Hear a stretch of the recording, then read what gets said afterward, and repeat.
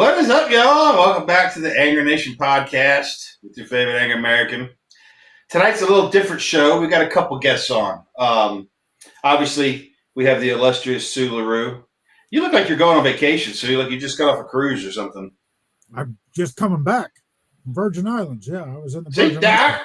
I nailed it. I could tell. I could tell by looking at you. There's an island with virgins? No. They're not, they're not virgins anymore. But after he left. Yeah, those guys will never be the same. But tonight, guys, we've got my good buddy on here. I only call him Boom, but his real name is Rob Boom, Mr. Bidet Butler. That's me. That's him right there. Boom's a good buddy of mine. He's a vet. He's an Iraq vet. He was a drill instructor. Sergeant. I forgot what we're dealing with here. I'm not gay. And he's a man after my own heart. He was a sniper instructor down the Bravo 4 course. There we go. Yeah, go on, Boom. Give folks a little bit of your bona fides here of who you are, what you've done, where you've been, and the T-shirts you don't have for it. I joined the military at 31 years old after 9/11 happened, and I was a loan officer for a mortgage company in Independence, Missouri, so it was quite a change. But I was only going to do it for probably 4 years and get out. But I got there. I ended up going to the first squad designated marksman school that they've had since Vietnam, and I passed that. And then I went to sniper school, and I graduated from that. And then I did 2 tours over in Iraq. I spent a total of almost 2.5 years there. I ended up being a platoon sergeant there in combat before my return from my second tour. I went to my first tour, and of course I lied to my parents and everybody at home saying, "Hey, nothing's happening here," and our platoon lost about 33%. It was either killed or wounded. And it was really bad. So when I got home, I thought I was getting out, and I had a video, and I showed them video. I said, "Here's what it was really like." And my father literally actually stood up and cried and walked out of the room. And so after that, I got told I was getting stop lost, and right before Christmas. And when I went home for Christmas, I had to tell them I was getting stop lost and sent back a second time. And so I waited till the day after Christmas to tell my family, and it was a really difficult situation. And I went back the second time. The year's ending. I'm like, awesome, I'm going to make it, because we lost a lot of dudes the second time too. And I was like, all right. And then the colonel flies in and says, "Hey, you guys are going to stay longer." So I went during the summer. It was really a crazy time. I got my body got tore up pretty bad in everything there. I completely crushed 2 discs in the bottom of my back. During my career, I cracked my femur, torn meniscus in both knees, stress fractures in both feet. My right ankle's fake; it's a bone graft. Broke my big toe, broke my left arm in 4 places, broke some ribs, tore all the ligaments in my thumb, just all sorts of stuff. So my neck's all messed up real bad. Don't forget your elbow. Yeah. But don't forget all this right here. It got jacked. I went through the windshield of every vehicle I've ever ridden in. So that's how this happened. He gets out Dukes of Hazzard style through the windshield. Yeah, so I did the first half of my career in active duty, and then I went to the reserves, and I became a drill sergeant, where Larosa was in my drill sergeant unit. He helped me to get my medical retirement, but while I was in the reserves, I got my firearms instructor license in Florida. I got my private investigator license. I went to ESI, which is one of the top executive protection schools in the country, out in Colorado, and I did a 30-day residential program there. And then I've protected a lot of different people, rich people, got to travel, go to different places.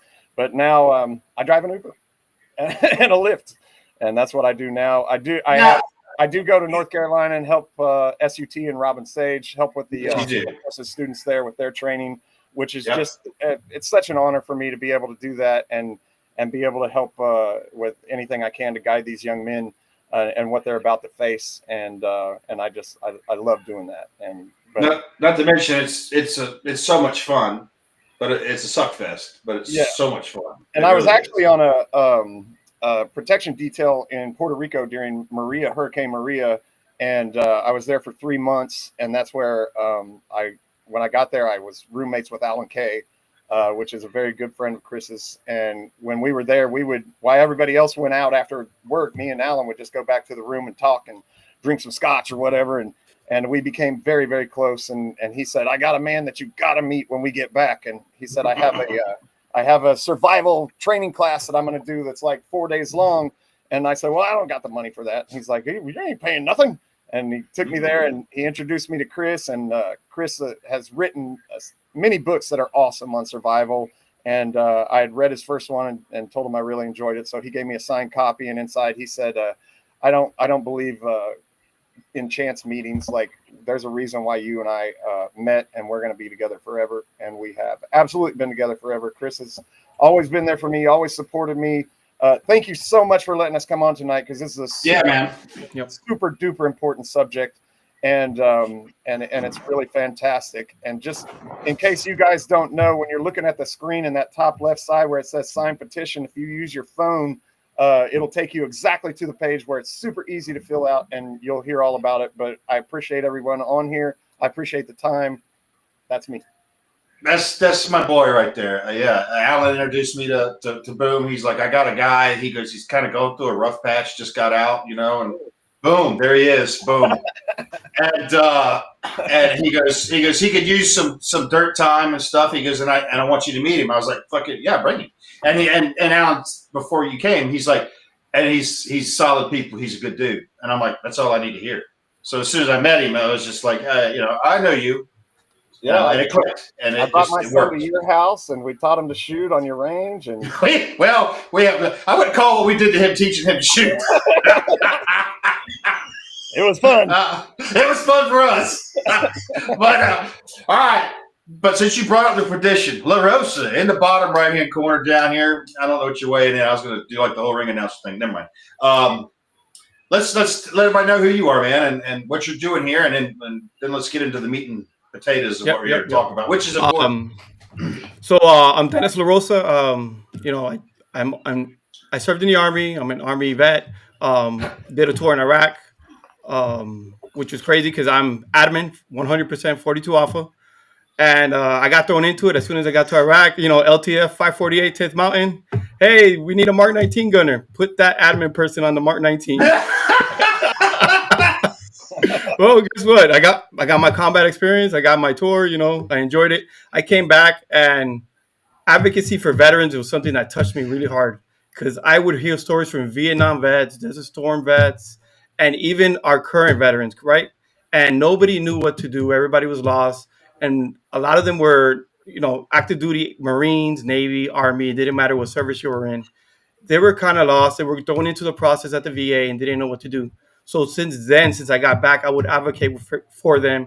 I would research for them. I would sit them down. And the one thing I tell every service member is keep a copy of everything. Doesn't matter what it is. Keep a copy of it, because they will expect for you to provide it, not for them to give it to you. So once you get out, you're kind of on your own.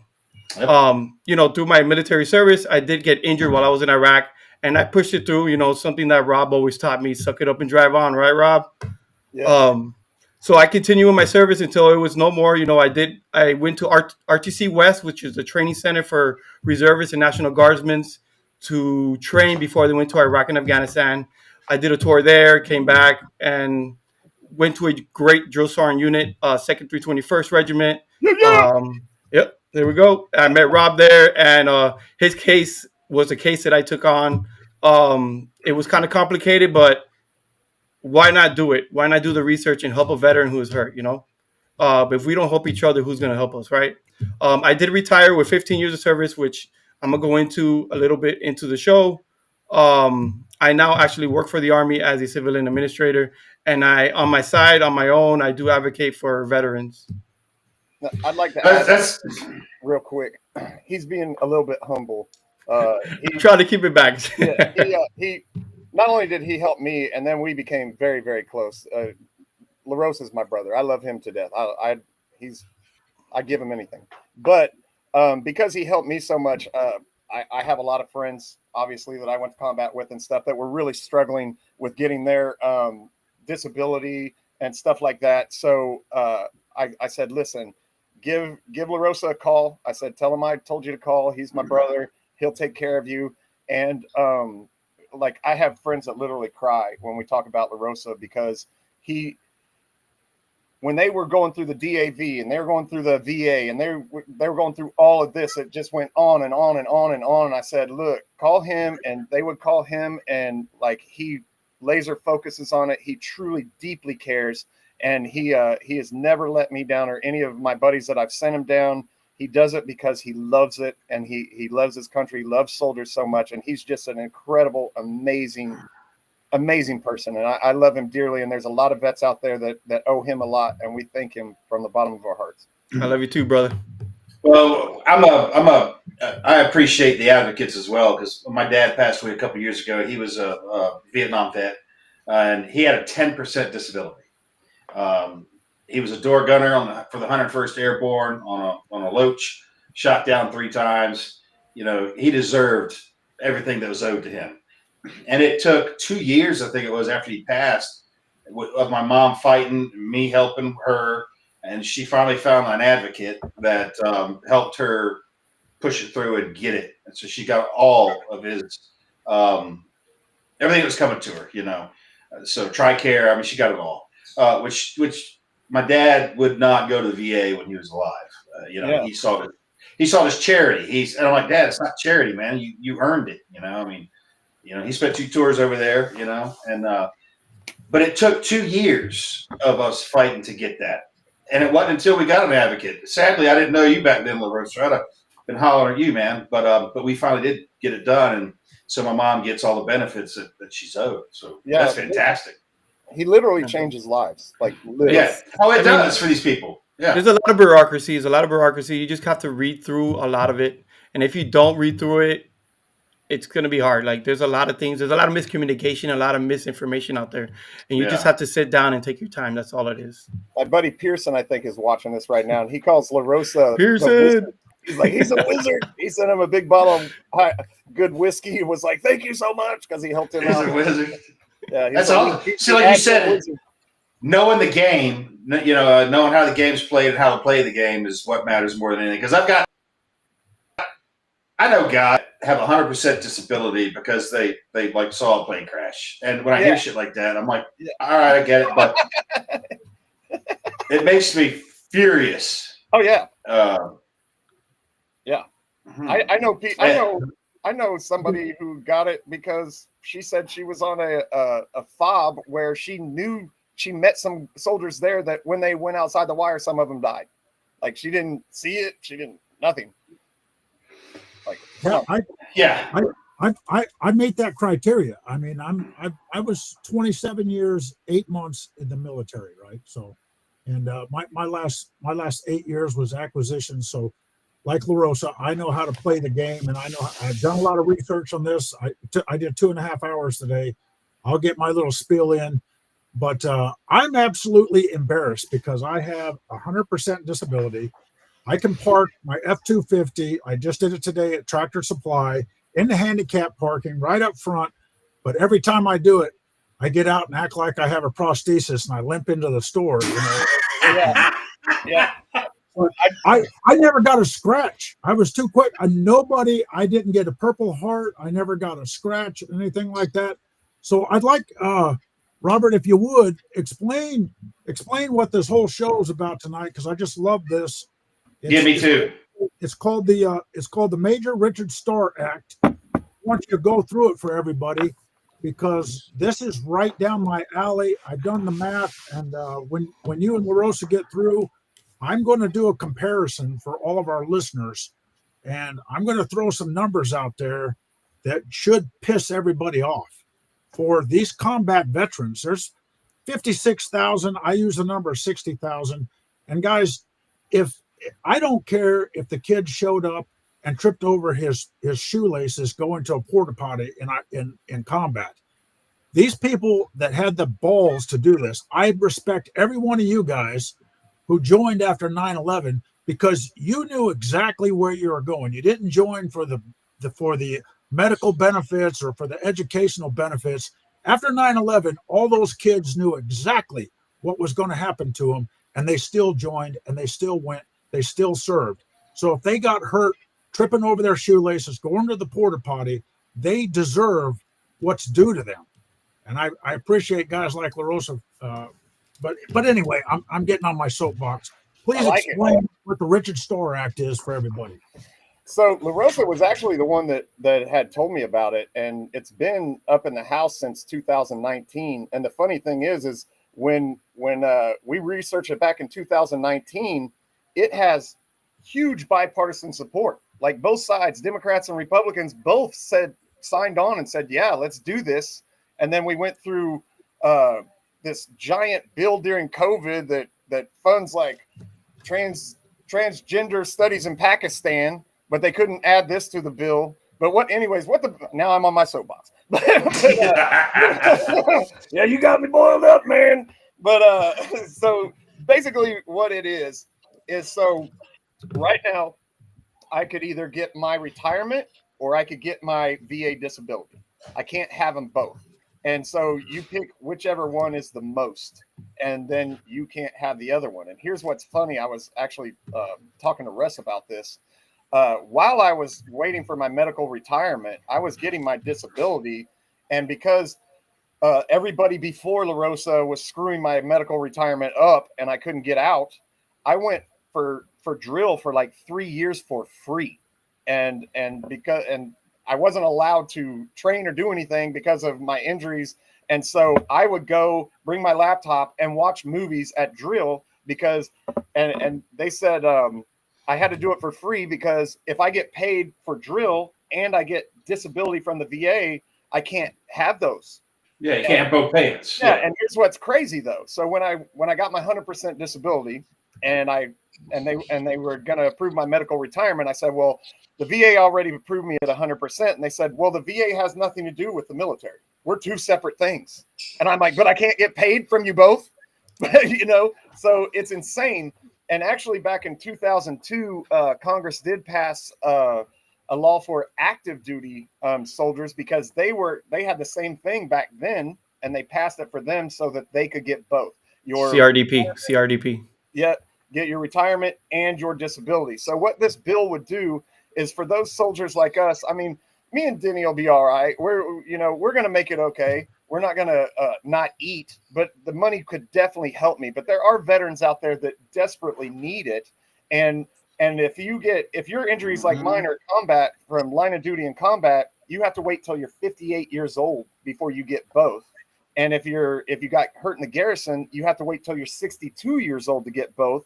But if I joined at 18 and I put 20 years in and I got out, I get both for doing 20 years. Well, I got medically retired at 15 and a half years.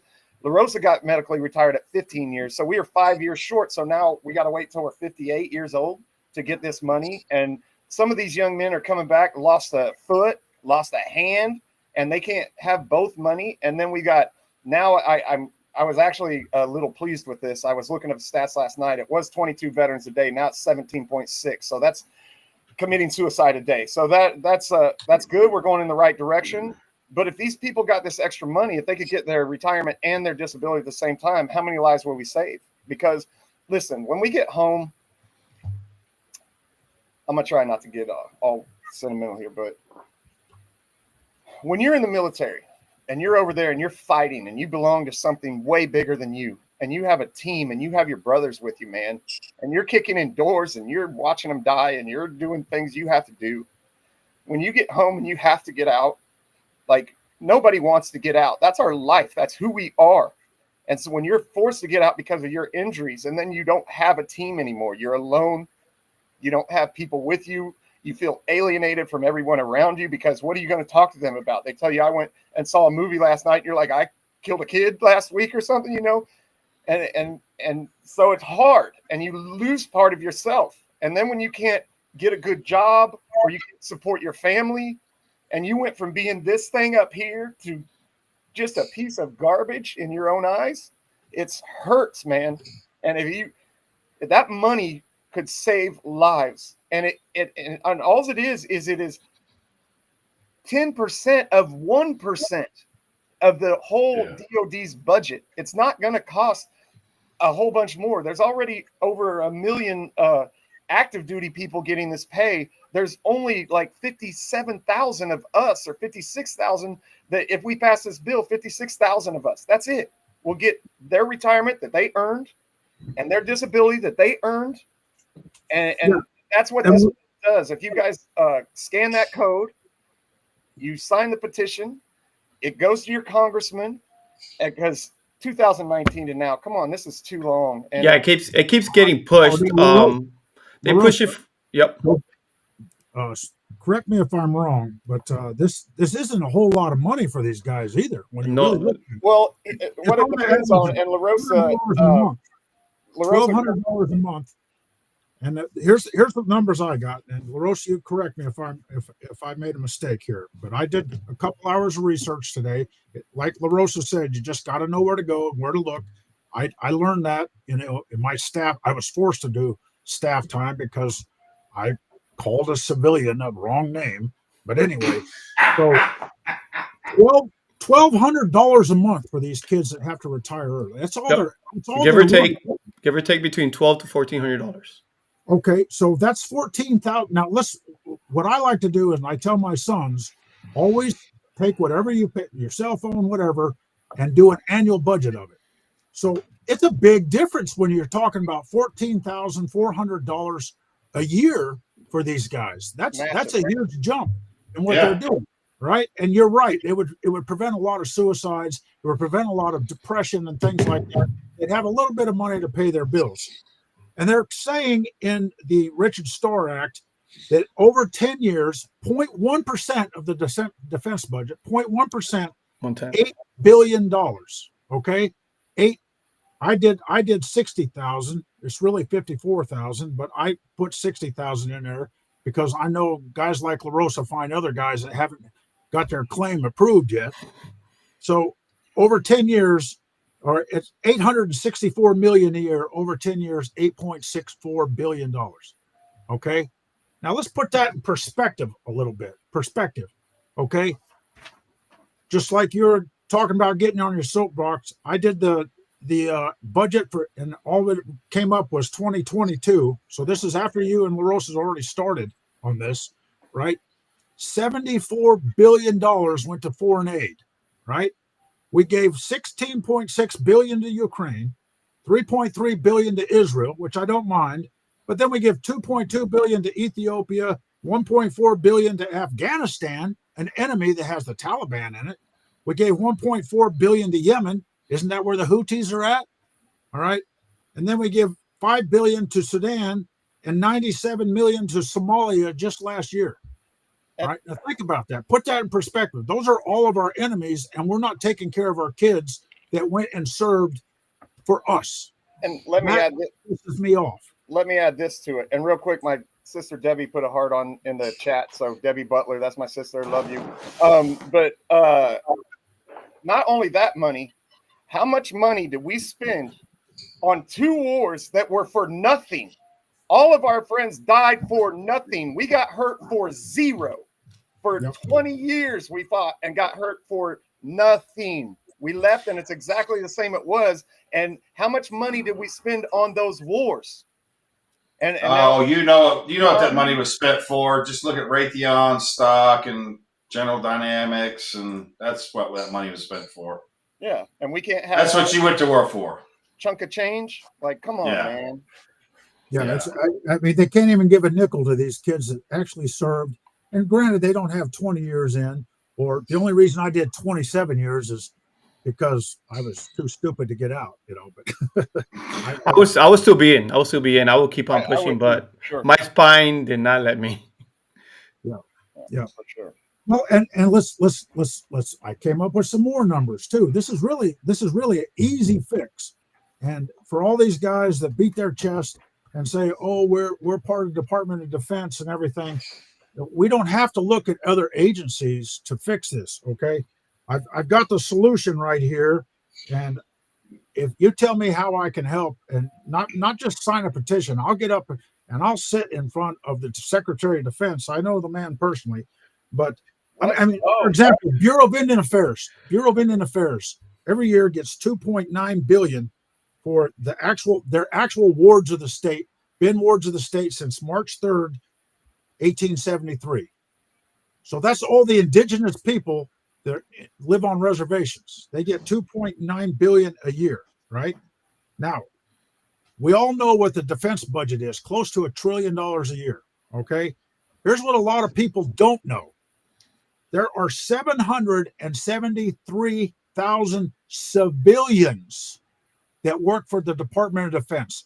That's 33.4% of the Department of Defense. 36% of the federal workforce. All right. Of those 770,000 civilian employees who never go to war, never go to basic training, never work a weekend or a holiday, or sit in a foxhole like you guys did, their average salary, anywhere from 73,000 to 136 a year, but their average salary is $97,839 per year. You know what that equates to in the defense budget for 773,000 people? $75,629,000 a year for civilians. That really irks me. And then all the money that Musk found. So How many dead people and children are getting Social Security? Here's another fact. All these guys who don't like, what the United States is doing, and don't really care that we're spending $150 billion a year on undocumented workers here in the United States. Just in the Department of Defense, all right, out in the DC metro area, there's 61,000 civilian workers for the Department of Defense. There's 58,000 in California. I thought California doesn't like us no more, right? There's 42,000 in Maryland. Isn't Maryland all against everything, what we're doing and everything for the defense? So out of those civilian employees, all we would have to do out of 773,000, which rose since I retired in 2016 from 730,000, we would have to cut 8,830 jobs to pay for those kids to get what's due to them. That's it. So what I gathered, so the SecDef and the VA secretary, they're actually on board. They're here. They're actually here they want to advance and they want to support the veterans and service members getting out. One of the programs I have is the BDD program for active duty service members that are getting out, is to front load their claims to the VA so that the day that they retire, the next month they have their benefits. So that's something that they're leading. I tip my hat to the VA secretary and to the SecDef. The problem is actually in these committees that are in Congress, right? Our politicians. This bill has been since 2019. And what do? They'll floor it and send it to a committee. The Military Service Committee will push it to the VA subcommittee and it'll sit there. And then 2 years later, they'll have to reintroduce it on the floor. So it's really not the secretary of none of the departments or the VA. It's our politicians. And I feel that they're dropping the ball when it comes to veterans right now. Since 2019 to now. Yeah, they've passed certain things, but this is not even a drop in the bucket. It's very minute. Why can't we pass this? So I think we need to get on our politicians. Like I said, our Secretary of Defense, Secretary of VA, they're doing an awesome job. They're trying to push this forward. They're trying to push other things forward to help our veterans. But it is our politicians. Our politicians are not doing what they're supposed to do to take care of our veterans. And that's exactly what we need to do. Is kind of like the format I just gave to our viewers. That's what needs to be briefed to Congress, and we need to guilt them into passing this and getting it out of the absolutely into the annual budget every year. That's absolutely why $14,000 a year is not much for these guys. Not much at all. That's absolutely why it was so important for me and Larosa to get on a podcast and get out the word, not only to the people, but for you, for instance, with your connections and the people you can talk to. We're just a couple of regular soldiers, man. That's it. We don't know how to get a hold of Congress and go talk to them or do any of that kind of stuff. So if we had advocates like you that have that ability where you can go and talk to them Like, that's what we need. We need some people getting in front of their faces and saying this stuff, because we can say it on TV all day long or a podcast. If somebody doesn't get up there and get inside Congress and say some stuff, I don't know if it'll ever change. What was that's the whole name of the bill, and do you have the bill number too? So you have the HR, right? I'm gonna get it for you right now. So it's the Major Richard Starr Act. You have the HR, which is the congressional one. It's HR 2102. And then you also have the Senate bill, because they're reviewing it as well, but it's in subcommittee. They put it back into a subcommittee. It's Senate Bill 1032. They're similar word for word. Okay. I'm sending a text to the chief of staff of a Congress member, asking them what can we do to step on the gas. Absolutely. And also, again, I just want to say to the audience that's watching, it's really easy. Lift your phone, put the camera on that, sign the petition in the top left corner.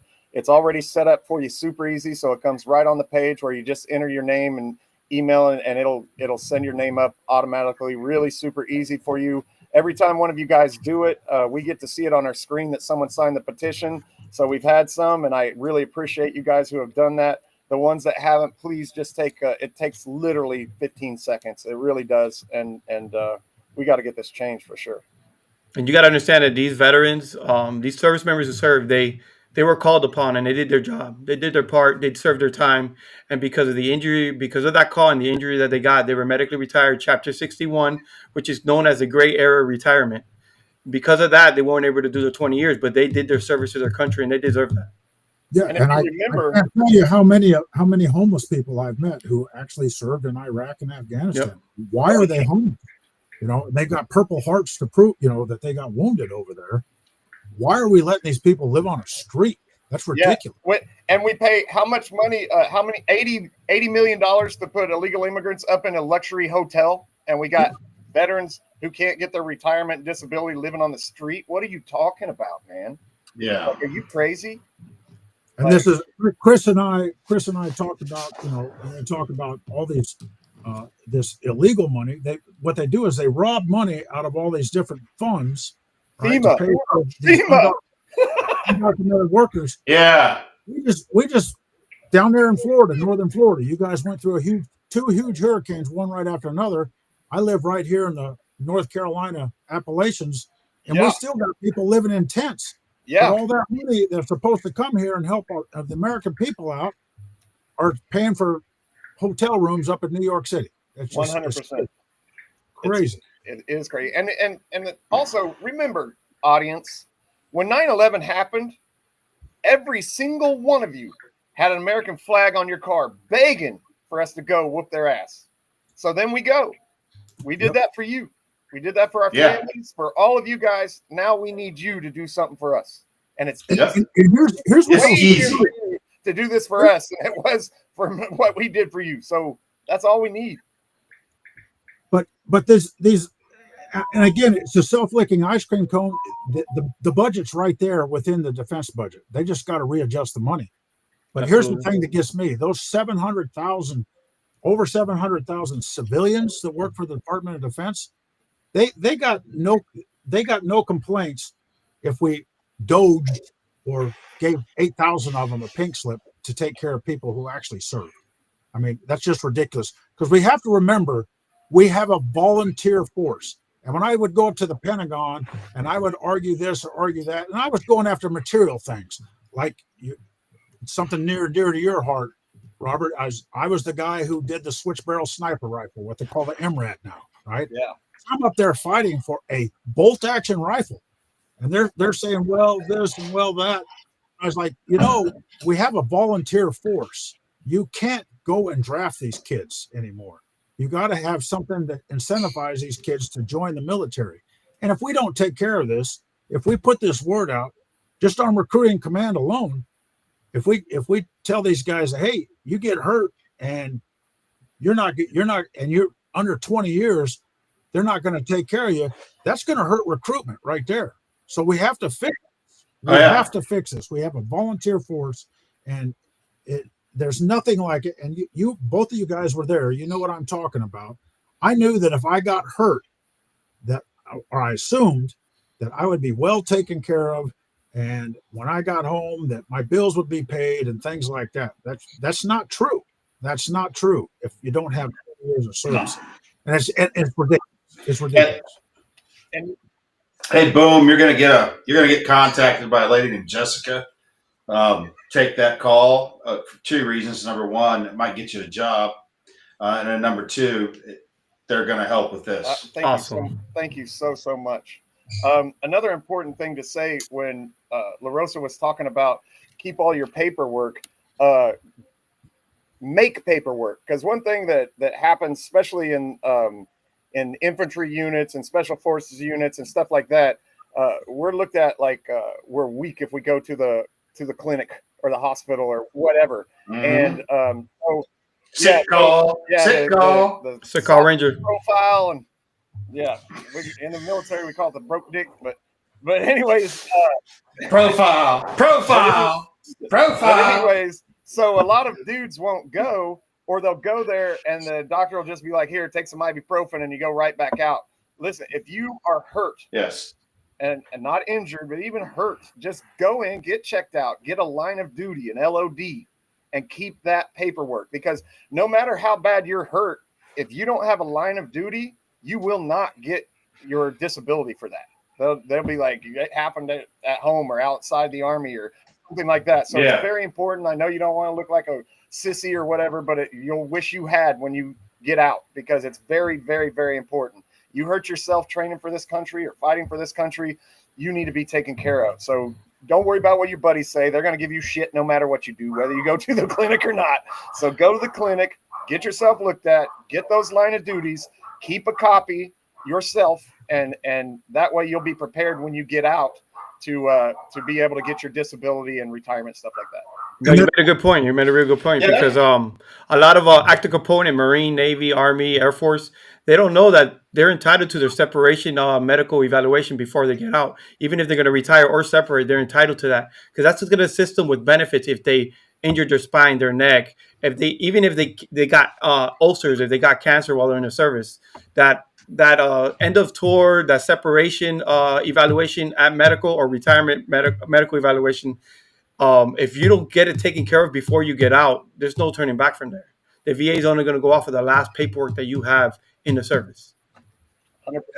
And maybe go ahead, Chris. I'm sorry. I was going to say there's a very good point been made here that I think should be taken up at recruitment, but I bet you they wouldn't want to make this a point in recruitment. Or as soon as you enter, like, it should be stressed to these soldiers, airmen, Marines, sailors, whatever.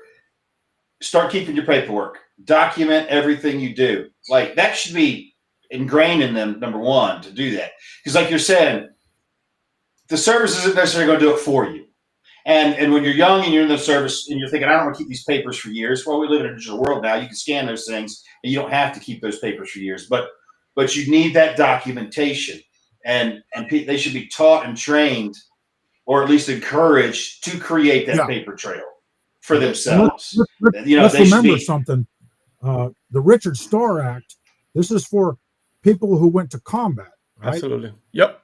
There are a lot of kids, including my neighbor, Troy. We all know him. Troy has been diagnosed with degenerative disc disease of the back. The Army claims, well, that's inherited. Well, the Army doesn't have the DNA of your parents. Don't tell me that these kids running around in infantry carrying 90-pound rucksacks and wearing body armor and stuff like that, don't tell me that they have degenerative disc disorder from inheritance. That's called beating you down.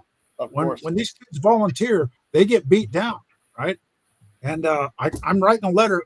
I'm writing a letter for my best buddy, and he was on the podcast when I was traveling through last year. Jeff Matt, he was a paratrooper in the 82nd Airborne. He broke his leg on a jump in Fort Campbell that we did, and I got to write a letter for him. So, and just to show the VA that, I witnessed him breaking his leg on the jump.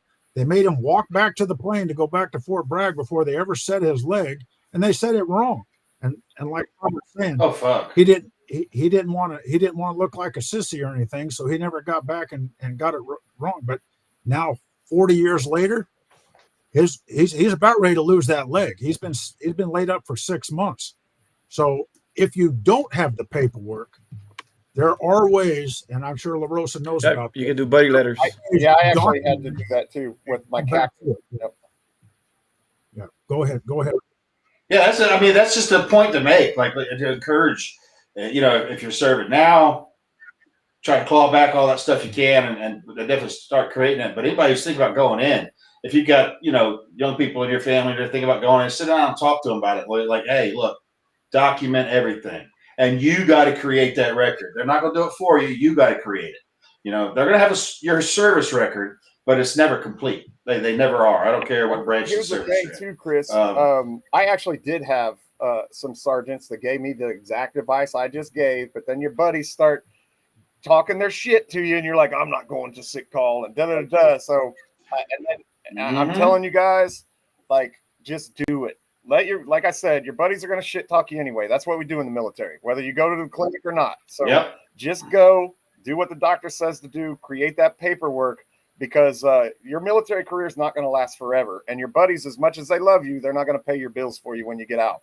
So just take their bullshit and harassment and go. It's very, very, very important. Yeah.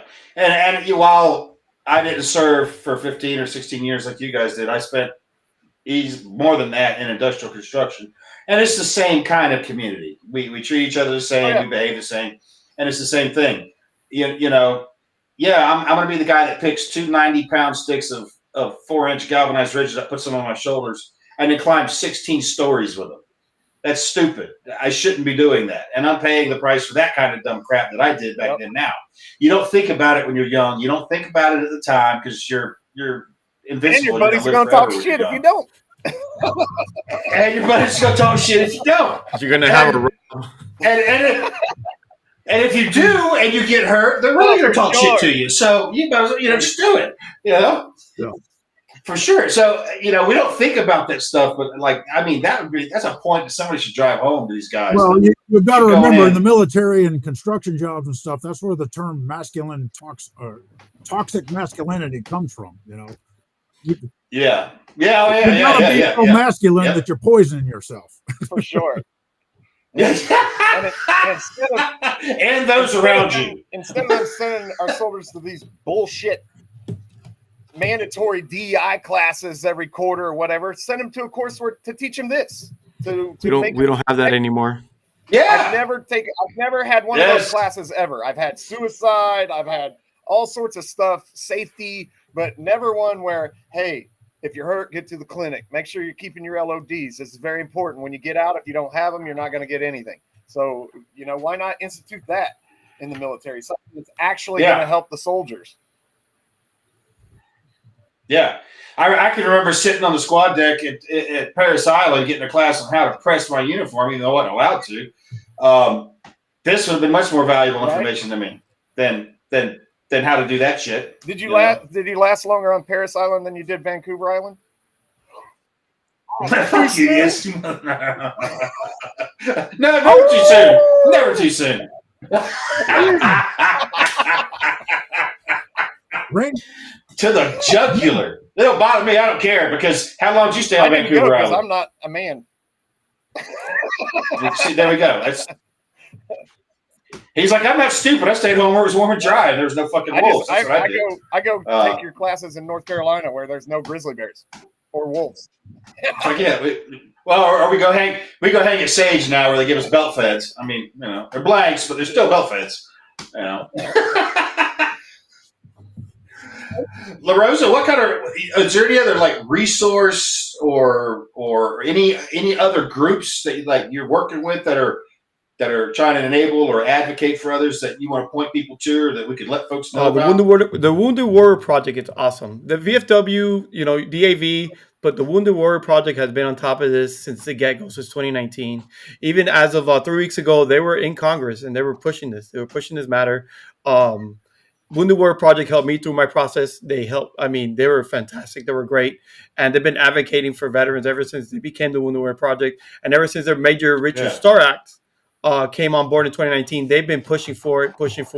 And they're the ones that have kept it in the limelight. They've actually been forcing them, hey, we haven't forgot about this. Good. So I give it up. I tip my hat to Right. the Wounded Warrior Project. They've been so awesome with this. And not just that, the Wounded Warrior Project. If you're a veteran and you sign up with them, if you're having problems with PTSD and stuff like that, they have weekend excursions with groups of other people that they'll send you to for free. And they are awesome organization.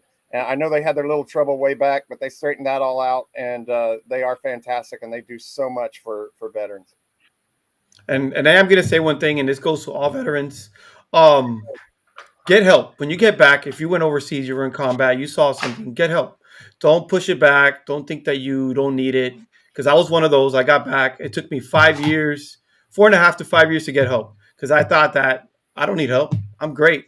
And it took me a while. I went through a lot. I got divorced. And I wish I would have got help earlier. Use the VA. The VA is there for you. Use the VA. No matter what, force them. Kick and scream. Use the VA. Use your benefits. They're there to help you. That's their main job. And the VA actually has some social programs. You can learn to play guitar. You can do all sorts of stuff. It's not just a medical facility. They do a lot of absolutely wonderful things. I'm not going to pick on them for being slow and doing disability stuff for people or whatever, but they do a lot of amazing things also. So I don't just want to be down on the VA. Or even there's another good one too, right there. When I learned about the VA, and it took me forever to go to the VA, and of course, I had to do I had an aneurysm in my head, and everybody remembers when I had to go through that. But I like going to the VA hospital just to hang out with people that, I look at them and you're amongst your own. I don't care if they're in the Navy or if they're in the Air Force. Well, the Marines and Navy guys and the Army, we were all in the military. Then we let you better say Coast Guard. Yeah, and the Coast Guard. You want to hear something funny? So Space Force. I had a neighbor. Military hobbyists. I had a neighbor 2 houses down from me, Jason. Amazing dude. And he was in the Coast Guard, and he spent like 32 years, I think. And he comes to me and he says, "Hey, listen, man, I'm going to retire, and I would really be honored if you come to my retirement." And I was like, "Absolutely, brother. I'll be there." So I go there, and he's up on the stage, and he starts talking. He starts to cry and all that stuff. And when he walks off, I give him a hug, and he's like, "Man, I'm so sorry. I didn't want to cry." And I said, "Don't worry, dude. I cried too at my retirement, and I'm a real soldier." And so he sends me a picture of the Coast Guard guy on top of the submarine saying, I remember that video. That guy was hard. You got to give him credit. So the Coast Guard's got one hard guy. We know that. They got one hard badass in there. I mean, it is the Coast Guard. Also for veterans, and also while an amazing thing for veterans out there, if you don't know about it, go to vettix.org and you sign up for that. And every day you'll get emails of free concerts and free baseball games and all sorts of stuff in your area. And you can take up to like 3 or 4 people. And then they'll either have they might have a concert where it's $10 for a ticket for you instead of $80 or something like that. So it's Vettix, it's vettix.org. And you just sign up on there. You can do it through your ID Me or whatever. And you get free tickets sent to your email every day. So that's a cool thing. Yeah, and Robert, we gotta really keep on pounding on these vets to use those advantages like Larosa's talking about. Yeah, all of them. People, it's like going to sick call in the military. You feel like you're being a slacker, or if I use those benefits. I mean, when people say, "Hey, thank you for your service," I look right back at them and say, "Hey, thanks for paying your taxes. I had a blast." I'm taking that one. That's awesome. Yeah, but you just you almost, a lot of people, I think, just like when you're active duty and well, I should go to sick call, when you're offered these things, these VA benefits, you're offered this stuff not as a free gift or anything. It's what you've earned. For sure. And a lot of people don't understand that. They just like, well, I don't really need it, or I shouldn't do that, or I'm not going to do that because I'm too tough. Yeah, or you they know, feel embarrassed or I can ashamed. handle this on my own. It's not about that. It's about getting around people that you feel comfortable around. I mean, come on, we all got to, we all pushed each other, push the porta potties over when you're over there in Iraq, and we played ass clown games all the time, and it's good to get around those same kind of people with the same mentality, because I've been retired now, going on 10 years, and I don't miss the circus one bit. I do not miss, but I sure miss all the clowns that I hung around with. So much. Yeah. I was gonna say, you don't miss the circus, but you sure miss the monkeys. And it's take advantage. It's funny because when I was married, whenever we left the house, my wife would always say, "Do you have your military discount card?" Meaning my ID. Because everywhere we went, she'd be like, "You got a military discount? Hey, honey." So yeah, take advantage. You definitely earned it, and especially with like the Wounded Warrior projects when they do the retreats and stuff. I literally today I was driving Uber and I had a Navy guy get in and I was wearing my hat and he was like, "Thanks for your service. I was in the Navy," and then we just start ass clowning around with each other. And when he starts to get it's out, that camaraderie with the services, man. I love it. I love it. I said, "Thank you so much for riding with me today, bro." I said, "I can't talk to regular people like this," so it was fun. It was a lot of fun. But yeah, that's get on cool. those retreats, get around those other That's dudes. cool. That's another reason why I really loved SUT and Robin Sage and stuff, because I'm in civilian life all the time. And you know me, I usually say what I want anyway, whether it hurts someone's feelings or not. That's just who I am. But no filter. Nice to be around people that laugh at my jokes. That's frightened. Yeah. So, yeah, for sure. Yeah, they're not going to take it personal. They get it for what it is, and they're going to give it right back. 100%. And that's just how you cope and deal. That's when it sucks the worst is when the most of that shit's happening. It's when you're start grab assing when shit really sucks. And then you learn to laugh about everything. Like it doesn't matter the subject. Everything. And, like it would freak people out if they heard the jokes we tell each other. But it's how. It really would. Oh yeah, I know. It shocks some people. Limits. Zero. Yeah. No. So, it's great to be around other people like that, and you can just cut free and be yourself and not worry about political correctness and all this kind of stuff. Because everything. If you can't laugh, like it's a joke. Like learn to laugh more, and you'll probably be happier in your civilian life too. So, don't take everything so seriously. Yep. Yeah, don't take yourself so seriously, and don't take everything. I mean, we're all, in this world, Larosa, this is like the prepper kind of community. So that's the focus of a lot of what we do. But like I tell people all the time, we got to remember to live for today, because we might need these fond memories one day. These might be what keeps us going at some point.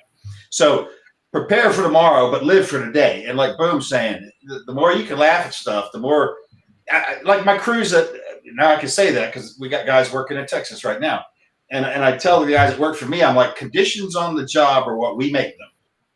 This could be a miserable day at work, or this could be a great day at work. It's all up to us, Doesn't matter how shitty the work we're doing is. It's up to us what kind of day it is. And so even with the guys that work for me, I try to keep it light. I'm cutting jokes, doing the same shit. It's the same thing out there, because you can either have a great day or a bad day, and 99% of the time, it's up to you. You can't control what happens to you, but you can control how you react to it. And I guess that's the biggest thing to say. And carrying folks, carrying 100-pound bag on your back with your bulletproof vest and everything else, you're wearing all this stuff. Laughing doesn't make it lighter, but it makes you feel better carrying it. Nope. Absolutely. Yeah. Yeah, because when you look around, every motherfucker around you is doing the same shit, and you're all just like, "Oh my god!" Yeah, but it takes one guy saying one joke, and everybody's laughing and picking up their step a little more, and raise your morale and motivation. Yeah. Like, listen, we're in the suck. We might as well laugh about it. Like, what are you gonna do? Yeah, we're in the suck. It is what it is. It's like me and Alan Kay. You mentioned Alan, and one of the things that we try to instill people like in survival and shit like that is, especially if you find yourself in a true survival situation, like it's you've got to be able to tell yourself real fast, this is my new reality, and I've got to deal with it. There's no sitting around and wishing I wasn't here and lamenting whatever. You've got to accept that this is the now, and I'm in the fucking now. So now how do I respond to it? And most people, if you could do that faster than others, you're going to be ahead of the game. For sure. Do it faster than others. Larosa, you got anything you want to leave folks with, man? I mean, The main thing is Sue's been running his mouth the whole night. since I've known him in the Army, same way. Click on that QR code up on the top left. Please go ahead and sign the petition. Let your representative know. Let your senator know. Please push it on. We need to help these 54,000 vets, and it keeps climbing. You know, as more vets join and more vets get out, a lot of them have combat injuries, and those numbers keep going up. But it's still a drop in the bucket, right? So go ahead and click on that. Take a snapshot of it. Go on the site and let your representative know and let your congressman know.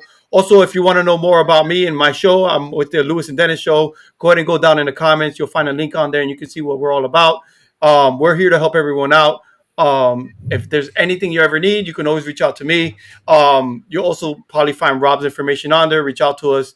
We're here to advocate for veterans. Doesn't matter what it is, small or big, we're here for you. We're a community of friends, and we're a community of brothers. That's it. That's the brotherhood, and it is a great, big, and dysfunctional and just distributed, but it is a big tribe. You know, veterans and active. They're all, they look at each other the same. You know, calm everyone down first. Yes, in a bad situation you do. So yeah, get involved. You know, please, guys, click the QR code and sign the petition if you have not. Just good. It's a little something. I'm going to be putting that out on X later this evening and talking about it too. We want to get as many eyeballs on this as we can. Try to get this thing a little bit of traction and get it moving. I've got a couple of vets that have some significant followings. I'm going to reach out to and be like, hey, man, can you give this a bump too? See if we can get some people talking about this. See if we get it trending even just for a little while on Twitter, because that gets attention. You know, on X, you know, you can get attention that way. So I'm going to work with some guys tomorrow and see if we can make a little noise and try to get it out there. Awesome. So, great. I just want to say, no one's going to do it for us. Hey to Eric Gatlin. I've known him since I was 17. He also served. He put laughter is the best medicine while we were talking over in the comment section. So what's up, Eric? Thanks for listening, brother. I love you, man. And yeah, man, Chris, I can't tell you how much this means to me. I'm also going to be on Larosa's podcast. I'm actually going to fly out to him and do it live with him. So whenever that's going to be, it will be the best podcast he ever had in his life. So, you better fucking call me if you come to Florida, dude. You better fucking call me if you come to Florida, goddammit. I'll come down to Homestead and hang out. Absolutely. Yeah. And Larosa, I just got to ask you, do you even know who Sue is? No. You should Google Sue and I sometime. will. He's an American treasure that should be buried deep in a hole somewhere. But no, like Sue's a legit hero, fucker. He don't like it. He hates it, but he is. And it's only because of his level of insanity that he maintains at just below the threshold that he is who he is. But no, we love Sue because Sue's a badass. I love how he gathered his numbers, and he was on point with his numbers. He should have worn his green beret to match his shirt. That would have been awesome. He looked like some African warlord. I got a joke about that. The day, you work Robin Sage and everything. When those guys go back and get awarded their Green Beret, well, we didn't have that. Back in my day, we didn't have those big ceremonies the kids do now. But they gave me my Green Beret, and I told the instructor, I said, "Hey, thanks. That's my third one." He goes,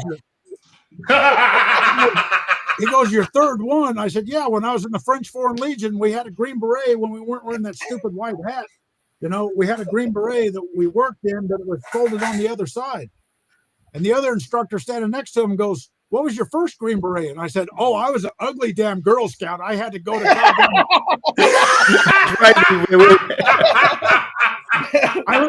I had to go to Bangkok and get an addictomy." Yeah. And handed it to me. Yeah. Rush. Those cookies Rush. would be a hard sell, brother. Boy, wouldn't that be? Holy shit. See Sue standing there, them green socks with those bleached white hairy legs and his little mini skirt on and his beret and sash.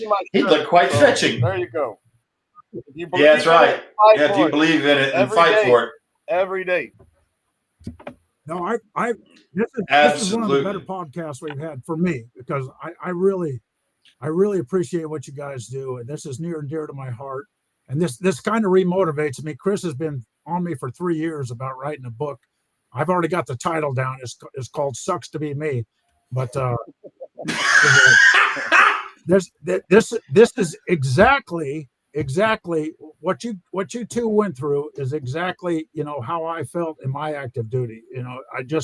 I always tried to stand up for the guys, and I know I'm mean on these GS workers in the Department of Defense, but it's a volunteer force, and if we don't take care of the kids in uniform, and I don't care what their job did, or what they did, or what service they were in, we got to take care of the volunteers, right? Because they start out at the poverty level, they really go through a lot, and it being a volunteer force the way it is, it's very professional force. I mean, we just saw what happened last weekend. You can't do that without a professional force, or you get in and get out and stuff like that. And they came from Missouri. Yeah. I love every one of these kids that joined after 9/11, and I think we need to take care of them. So anything I can do to help you out, you guys let me know. And Sue, I'd like to tell you, I always told people that were in ahead of me and served ahead of me and all that.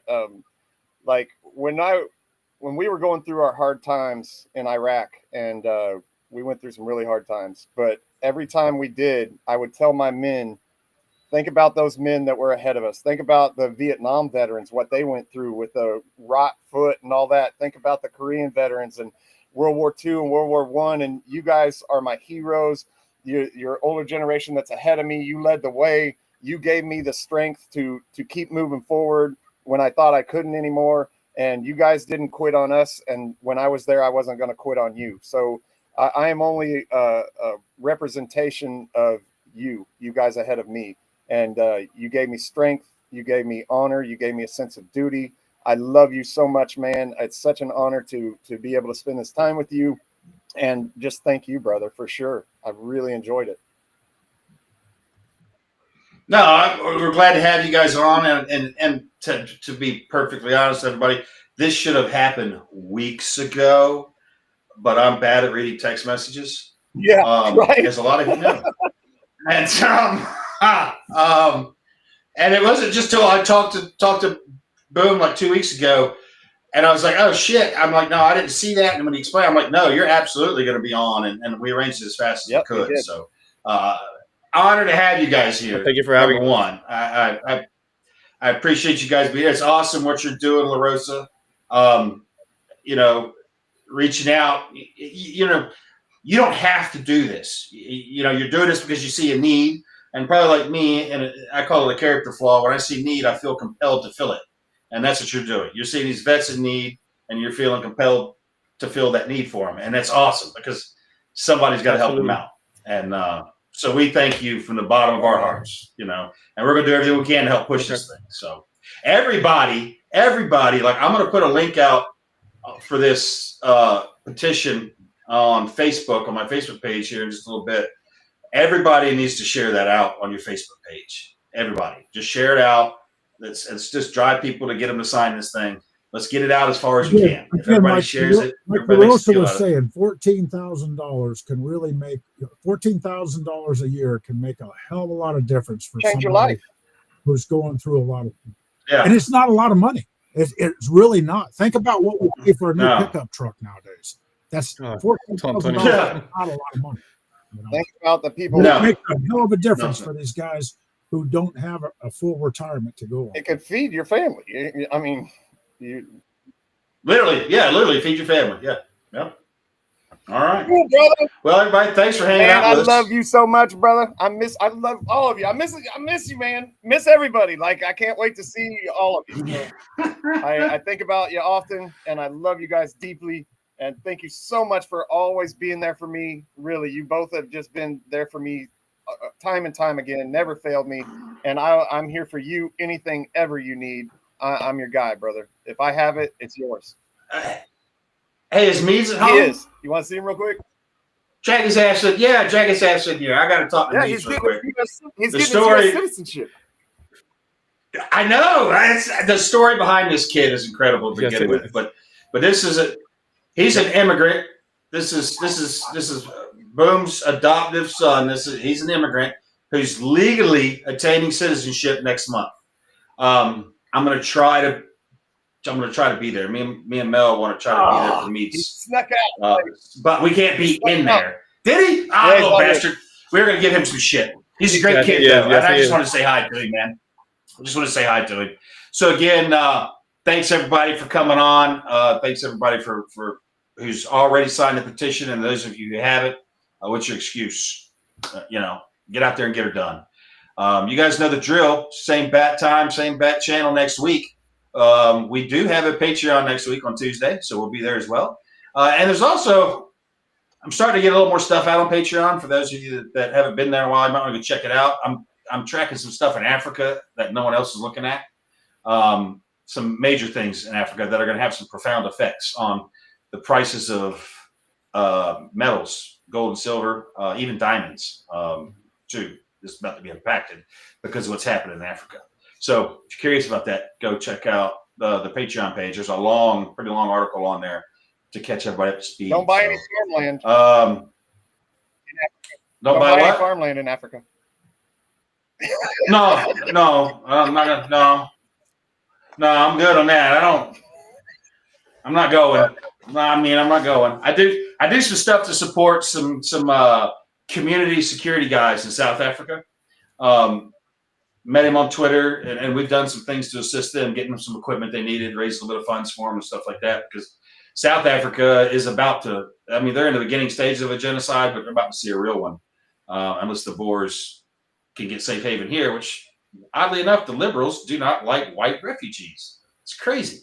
So, anyway. Elon Musk from South Africa. He's a Well, that's why they Yeah. don't like white refugees. That's why they don't like South Africa. That is exactly heart, why. all of you. Yeah, I know. And on that note, guys, we'll catch y'all next week. Be good or be good at it. If you can't be good at it, at least be Love good. y'all.